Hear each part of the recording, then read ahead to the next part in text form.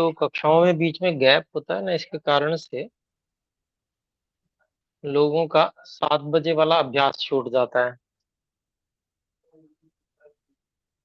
जी गुरु जी। तो ये इसका कुछ उपाय करना चाहिए। जी मंगल से तो अभी आरंभ हो जाएगा गुरु जी, संभाषण इत्यादि, तो फिर वो गैप समाप्त हो जाएगा। ठीक है जी। भाषण परिषद जो वैशेषिक दर्शन का है उसमें अन्य भी भाग ले सकें, ऐसे कर देंगे व्यवस्था, क्योंकि जी जो गुरु लोग जी। और पढ़ रहे हैं वो दोबारा भी सुन लेंगे। जी चलिए, तो यहाँ पर हम देख रहे थे वैशेषिक दर्शन, क्षमा करें, श्रीमद् वाल्मीकि रामायण। तो आज शनिवार है, श्रीमद् वाल्मीकि रामायण इसकी कक्षा है। और इसमें हम अयोध्या कांड के 70वें सर्ग को पढ़ रहे हैं, जहां पर श्री राम जी भरत जी को एक हालचाल पूछने की दृष्टि से भी एक उपदेश जो राजनीति संबंधी है वो कर रहे हैं। तो इसके हम 38 श्लोकों को पढ़ चुके हैं, आगे भी और भी उपदेश जारी है जो श्री राम जी भरत जी को कर रहे हैं। तो ये जो श्री राम जी के अमृत वचन और राजनीति संबंधी उपदेश है उसको हम देखते हैं, समझने का प्रयास करते हैं। लोग श्री राम जी को मानते हैं आजकल, पर श्री राम जी की मानते नहीं है। श्री राम जी की माननी है तो ये बातें सुननी पड़ेंगी, समझनी भी पड़ेंगी, पर श्री राम जी की सुनने में किसी को रुचि नहीं है। तो ये कारण है कि सारी समस्याएं संसार में है। यहाँ पर देखिए कितना सुंदर उपदेश श्री राम जी कर रहे हैं, भरत जी के लिए कर रहे हैं, लेकिन सबके लिए है। क्योंकि देखिए सभी राजा एक तरह से हैं, आजकल तो जनता ही राजा है। लेकिन एक विद्यालय का एक आचार्य राजा जैसा होता है, परिवार का मुखिया एक राजा जैसा होता है, समाज का जो प्रधान होता है वो भी राजा जैसा होता है। तो बाकी जो वास्तव में प्रशासक हैं तो वो तो ठीक है, लेकिन सभी को कुछ ना कुछ इनसे, इन बातों से विशेष लाभ मिलता है। तो यहाँ पर हम 39वां श्लोक देखते हैं। गृहीतश्चैव पृष्टश्च काले दृष्टः स कारणः कच्चिन्न मुच्यते चारो धनलोभान्नरर्षभः। नरर्षभः कुछ कहना चाहते हैं? ठीक है। तो यहाँ पर श्लोक के शब्दों को अलग अलग करते हैं। गृहीतः च एव पृष्टः च काले दृष्टः सकारणः कच्चित् न मुच्यते चारः धनलोभात् नर नरर्षभः। तो इस प्रकार से इसका अन्वय करेंगे। हे नरर्षभ,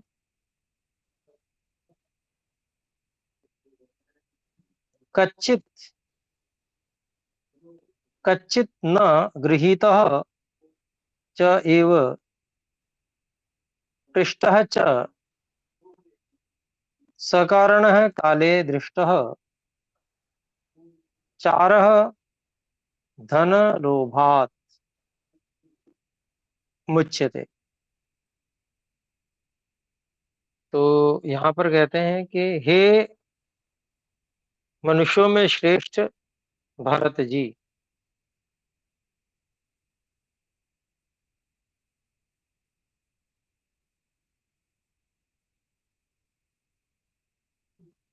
कहीं ऐसा तो नहीं है, कच्चित न कहीं ऐसा तो नहीं है, गृहीतः च एव जिस किसी को चोरी करते हुए पकड़ लिया गया है, पृष्ठः च, या प्रश्न पूछने पे जिसकी चोरी सिद्ध हो गई है, अर्थात पकड़ा तो नहीं गया लेकिन प्रश्न घुमाकर इस प्रकार से पूछे जाते हैं कि जिससे व्यक्ति पकड़ा जाता है।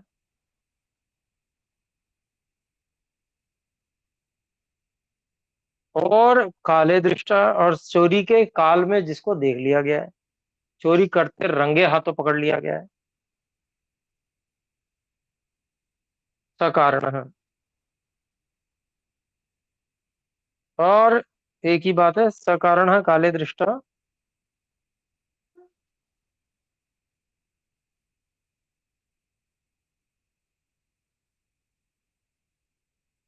अर्थात चोरी का कारण, हेतु जिसके पास उपलब्ध हो गया है, अर्थात सामान आदि, और जिसको चोरी के समय सीधा सीधा चोरी करते हुए पकड़ लिया गया। नहीं, जहां जिसको जाने का अधिकार नहीं है वो वहां पहुंचा हुआ है, इसका मतलब चोरी कर रहा है।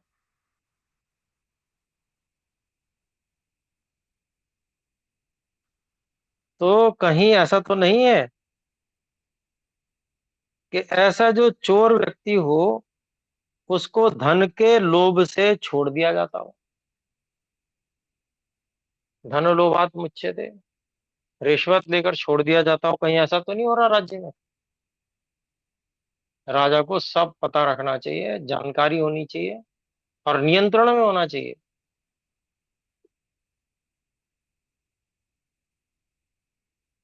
न्यायाधीशों, प्रशासकों, इन पर गुप्तचर भी होने चाहिए राजा के, क्योंकि ये लोग घूस लेते हैं और भ्रष्टाचार फैलाते हैं। राजा के गुप्तचर होंगे, सूचना मिलते ही और उसको दंडित कर दिया जाएगा।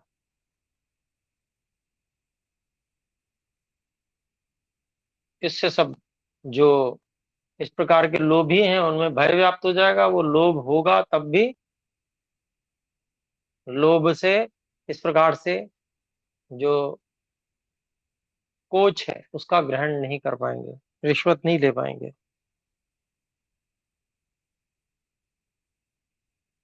तो ये जो है सावधान किया। अब यहाँ अगर राम को तो बहुत मानते हैं, राम मंदिर भी बना रहे हैं, बनाया भी है, लेकिन अगर वाल्मीकि रामायण में श्री राम जी का उपदेश पढ़ लिया होता तो भ्रष्टाचार को रोक पाते, लेकिन उस पर कोई विशेष ज्यादा अधिक बल नहीं है। तो नहीं है बल है, इसके कारण से भ्रष्टाचार सर्वत्र व्याप्त है। एक जिसको कहते हैं ना कि परंपरा के रूप में भ्रष्टाचार चल रहा है, बाकायदा।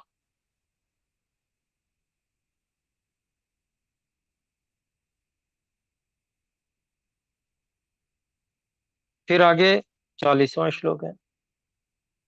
व्यसने कच्चिदाढ़स्य दुर्गतस्य च राघव अर्थम विरागाः पश्यन्ति तवमात्या बहुश्रुताः। अलग अलग शब्द हैं। व्यसने कच्चित आढ़्यस्य दुर्गतस्य च राघव अर्थम विरागाः पश्यन्ति तव अमात्या बहुश्रुताः। और इसका अन्वय इस प्रकार है कि हे राघव, कच्चित आढ़्यस्य दुर्गतस्य च व्यसने तव बहुश्रुताः अमात्याः विरागाः अर्थम पश्यन्ति। प्रश्न कर रहे हैं कि हे भरत जी, हे राघव, क्या जो धनी है अथवा जो निर्धन है, दुर्गत से, जिसकी दुर्गति हुई हुई है, इन दोनों का यदि व्यसन है, आपस में विवाद होता है,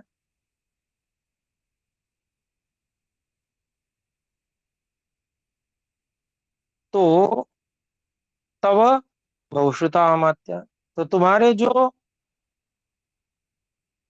जिन्होंने ग्रंथों का बहुत स्वाध्याय किया या उनको बहुत सुना है, ऐसे बहुश्रुत जो तुम्हारे मंत्री हैं, क्या वे राग द्वेष से रहित होकर विरागा,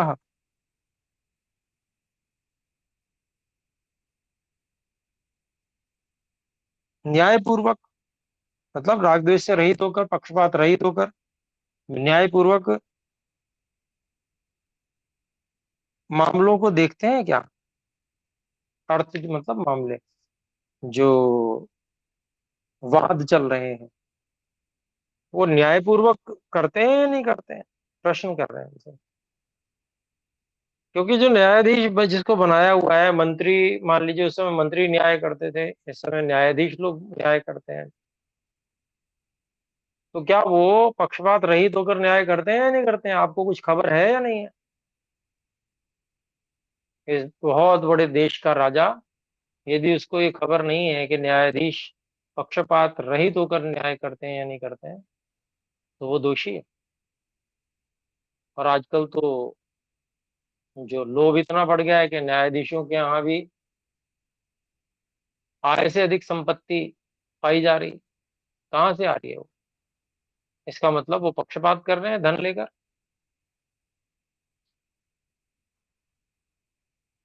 तो ऐसे पकड़े जा रहे हैं न्यायाधीश, तो राजा को सचेत होना चाहिए, व्यवस्था बनानी चाहिए, और नहीं बनाते हैं तो दोषी। श्री राम जी को मान रहे हैं, माथा तो टेक रहे हैं, पर श्री राम जी की नहीं मान रहे। और श्री राम जी का जहाँ मंदिर बनाया है उसी में गड़बड़ हो गई। तो ये सब जो है, श्री राम जी देखिए कितना सावधान होने के लिए राजा को कह रहे हैं। तो आगे 41वां श्लोक देखते हैं। यानि मिथ्याभिशस्तानां पतन्त्यस्त्राणि राघव, तानि पुत्रपशून् घ्नन्ति प्रीत्यर्थमनुशासतः।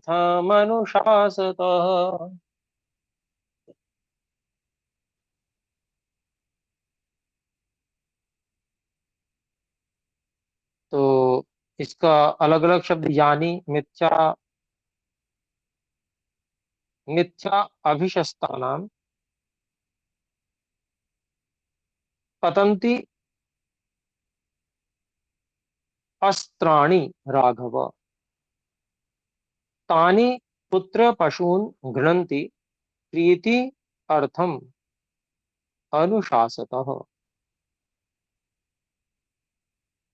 और इसका हम अन्वय ऐसे करते हैं कि हे राघव, यानी मिथ्या अभिशस्तानाम अस्त्राणि पतन्ति, तानि प्रीत्यर्थम अनुशासतः पुत्र पशून् घ्नन्ति। उपदेश कर रहे हैं, यहाँ कच्चित नहीं लगाया तो प्रश्न नहीं है ये, उपदेश कर रहे हैं। देखिए कि हे राघव, जो मिथ्या अभिशस्तानाम, मिथ्या अपराधों के कारण अस्त्राणि पतन्ति, जिनके ऊपर दंड गिरता है, दंड गिरते हैं, दंडित होते हैं, दंड जिनके ऊपर गिरते हैं, अस्त्राणी अर्थात दंड से मतलब है, मिथ्या अपराधों के कारण से जिनके ऊपर दंड गिरते हैं, यानी कि जो लोग दंडित होते हैं, तानी उन,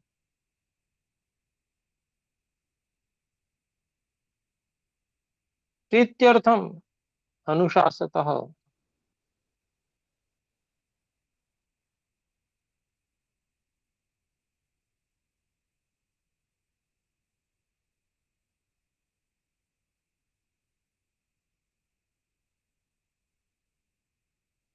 यहाँ पर जो मिथ्या अपराध का अभिप्राय क्या है, अर्थात जो जिन्होंने अपराध तो नहीं किया, परंतु उनके ऊपर आरोप लग गया है और फिर उनको दंड भी मिल रहा है। और ऐसे व्यक्ति जिनको दंड मिल रहा है और उनके जो आंसू गिरते हैं,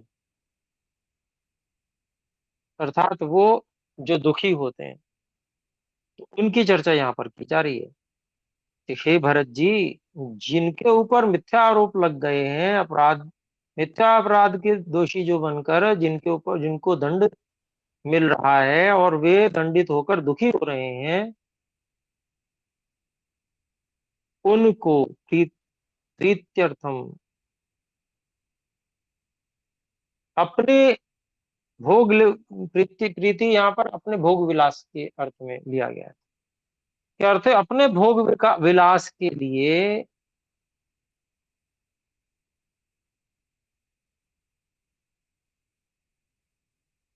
अनुशासता, शासन करने वाला जो राजा होता है, तो ऐसे जो उस उन व्यक्तियों का जो दुख है, उनकी जो हाय है, वह ऐसा भोगी विलासी राजा, शासन करने वाले, शासन करने वाले राजा के पुत्र और पशुओं को, उनका जो दुख है, हाय है, वो मार डालती है। अर्थात उनके आंसू जो है, ऐसे जो जिनको अन्यायपूर्वक दुख मिला है, दंड मिला है, उनका जो उनके आंसू जो है, ऐसे राजा, ऐसे शासन करने वाले राजा के पुत्र और पशुओं को मार डालते हैं उनके आंसू। ये सावधान कर रहे हैं श्री राम जी भरत जी को।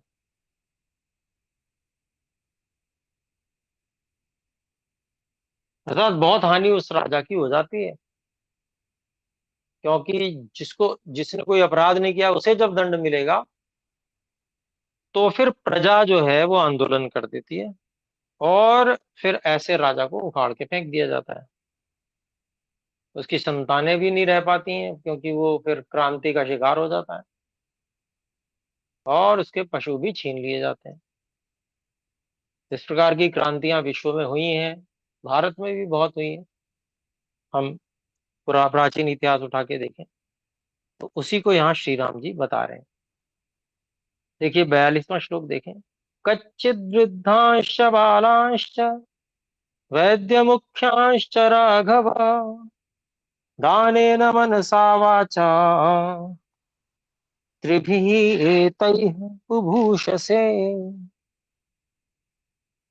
प्रश्न कर रहे हैं, शब्द अलग अलग हैं। कच्चित वृद्धान च बालान च वैद्य मुख्यान च राघव दानेन मनसा वाचा त्रिभिः एतैः बुभूषसे। और इसका अन्वय इस तरह से करते हैं कि हे राघव, कच्चित वृद्धान च बालान च वैद्य मुखान च वैद्य मुख्यान च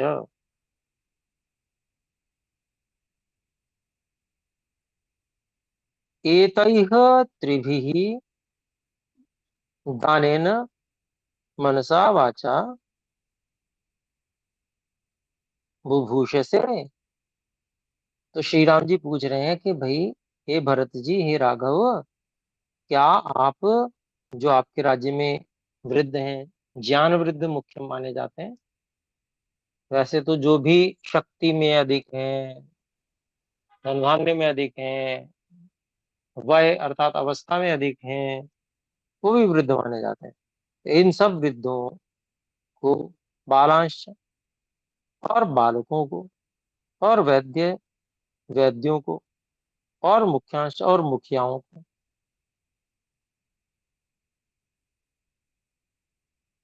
क्या इन तीनों से, किस किस से? दान से, मन से, वाणी से। मन भी उनको देखकर प्रसन्न होना चाहिए, और वाणी भी उनके लिए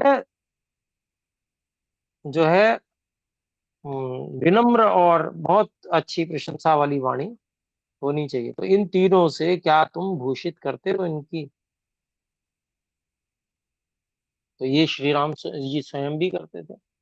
जब भी आवश्यकता जहां लिखती थी, दान करते थे। मन में बड़ा प्रेम था सबके प्रति, श्री राम जी के। और वाणी से भी सबकी प्रशंसा और सबका उत्साहवर्धन करना ये श्री राम जी का कार्य था। न्यायप्रिय थे श्री राम जी, इसीलिए वो बहुत अधिक लोकप्रिय थे। तो यही बात वो, ये जो रहस्य है वो भरत जी को बता रहे हैं कि अगर तुम ऐसा करोगे भाई, तुम भी लोकप्रिय हो जाओगे। श्री राम जी का हृदय देखिए कितना निर्मल और पवित्र है। राज्य की चिंता करना, छोटे भाई को अच्छे से राज्य कर पाए उसका उपदेश करना, और वो उसकी उस वो भी वैसा ही लोकप्रिय हो जाए जैसे श्री राम जी हैं, तो पूरा खोल के रहस्य और बता रहे हैं। तो ऐसे जो निर्मल हृदय के होते हैं, ऐसे बिरले मनुष्य होते हैं, और वे वास्तव में जो ऐसा ऐसी जनता होती है उनके लिए बड़े पूजनीय हो जाते हैं,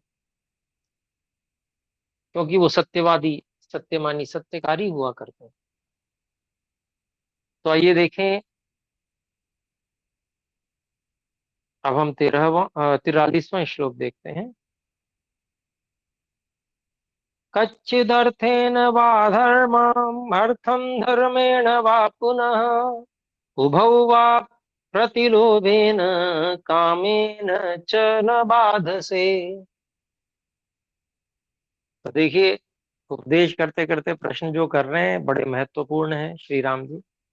अलग अलग करते हैं। कच्चित अर्थेन वा धर्मम अर्थम धर्मेण वा पुनः उभौ वा प्रतिलोभेन कामेन च न बाधसे।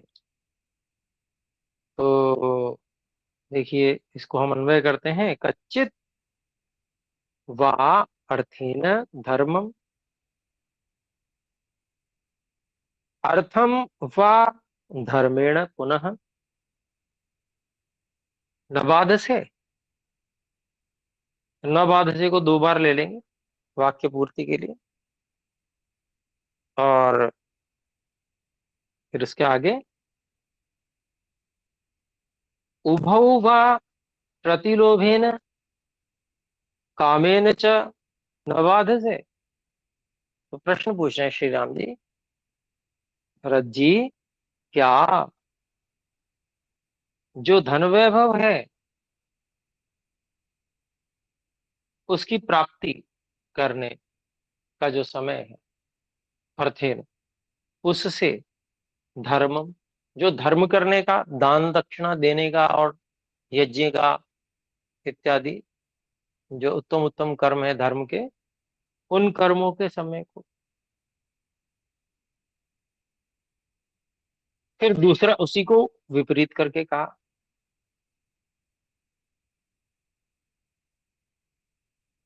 या अर्थोपार्जन धन कमाने का जो समय है, अर्थ धन एकत्र करने का जो समय है, उस उसको धर्म के कार्यों से कहीं तुम बाधा तो नहीं पहुंचाते हो। अर्थात भाई, जिसके लिए जो समय तय किया है उस समय में उसको करो। जो धन अर्जित करने का समय है उसको धर्म के कार्यों से बाधित मत कर देना, और ना ही धर्म के कार्य इतने करना रहे हो कि अर्थ उपार्जन का जो समय है वो बाधित हो जाए, ऐसा भी मत करना। संतुलन बनाए रखना। पूछ रहे हैं कहीं ऐसा तो नहीं कर देते हो तुम? संतुलन तो बनाया हुआ है ना। और फिर आगे देखिए क्या कहते हैं। सफल राजा वही है जो ऐसा संतुलन बना के चलेगा। धर्म धर्म करता चला जा रहा है तो कोष खाली हो जाएगा फिर तो है ही नहीं, तो वो राजा फिर राजा ही क्या रहा, जिसके पास कोष कुछ भी नहीं, कर कुछ नहीं सकता।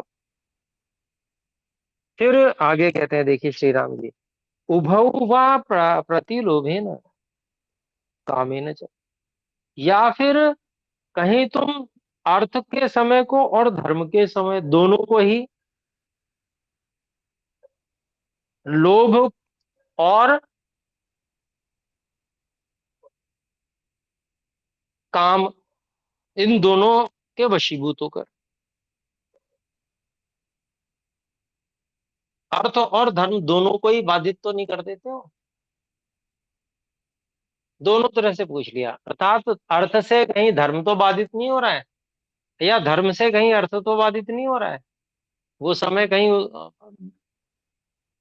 अधिक असंतुलित तो नहीं कर दे रहे हो, और या फिर धर्म और अर्थ इन दोनों को ही आपने अपने भोग विलास इत्यादि के द्वारा बाधित तो नहीं कर दिया है। ये प्रश्न कर रहे हैं, देखिए श्री राम जी सावधान कर रहे हैं।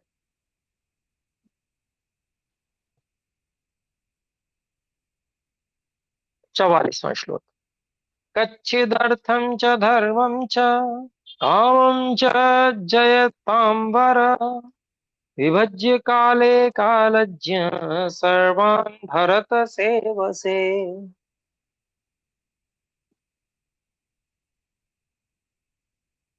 तो अलग अलग शब्द है, कच्चित अर्थम च धर्मम च कामम च जयताम वर, विभज्य काले कालज्ञ सर्वान् भरत सेवसे। और इसका जो अन्वय इस प्रकार हम करते हैं, हे जयताम वर कालज्ञ भरत, तीन संबोधन हो गए इसमें, हे जयतांबर कालज्ञ भरत, कच्चित धर्मम च अर्थम च कामम च सर्वान् विभज्य काले सेवसे।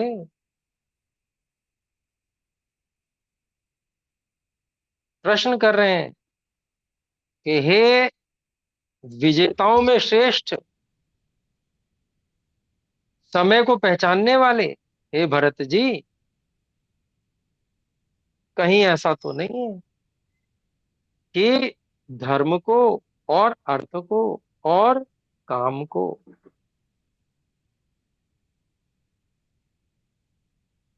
अलग अलग करके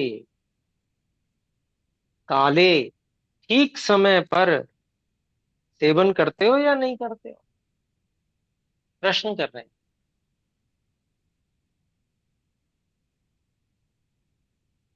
क्या धर्म और अर्थ और काम, इन तीनों को अलग अलग करके विभज्य, इनका अलग अलग समय निकालकर और काल में इनका जो जो समय तय किया हुआ है उस समय में, क्या तुम इनके सेवन, धर्म अर्थ और काम तीनों का सेवन करते हो या नहीं करते हो? ये सावधान कर रहे हैं। तो समय हो गया है पूरा, आज इतने ही श्लोक रखते हैं। अगली कक्षा में 45वें श्लोक से हम आगे पढ़ेंगे, जो कि कुछ एक साथ में है। तो आइए एक बार ओम का उच्चारण करके अभी विराम करते हैं। ओम।